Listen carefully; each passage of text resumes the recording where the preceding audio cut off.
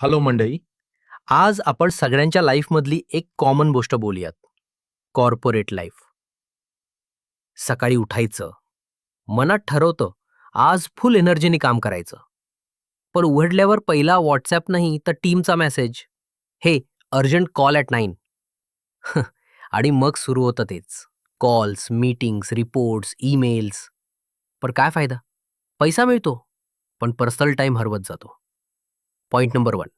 पैसा मिळतो, पण वेळ नाही सगळ्यांना. फक्त पगाराचं आकडं दिसतं. पण झोप किती कमी झालीये हे कोणालाच दिसत नाही. फ्रेंड्स, फॅमिली सगळं बाजूला आणि आपण एकटं स्क्रीनसमोर. Point number 2. हेल्थ विसरतोय. जिमचे प्लॅन्स असतात, डाएट सुरू ठेवायचं ठरतं, पण रात्री 11 वाजेपर्यंत ऑफिस लावल्यावर काहीच होत नाही. बॉडी थकतंय, माइंड थकतंय, पण आपण इग्नोर करत बसतो. Point number 3. फॅमिली टाईम हरवतोय. घर आहे, पेरेंट्स, वाईफ, मुलं सगळे आहेत. पण when was the last time you sat with them without looking at your phone or laptop?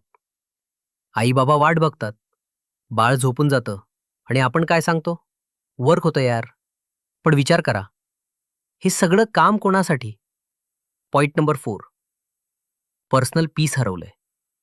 कधी काळी जे संडेला फ्रेंडसोबत चिल करत होतो, आज तेच संडे पण पेंडिंग टास्कमध्ये जातो. मनात सतत टेन्शन, मेल का नाही पाहिलं, रिपोर्ट कधी पाठवायची. Point number 5. मेंटल आणि फिजिकल हेल्थ डाऊन जाते.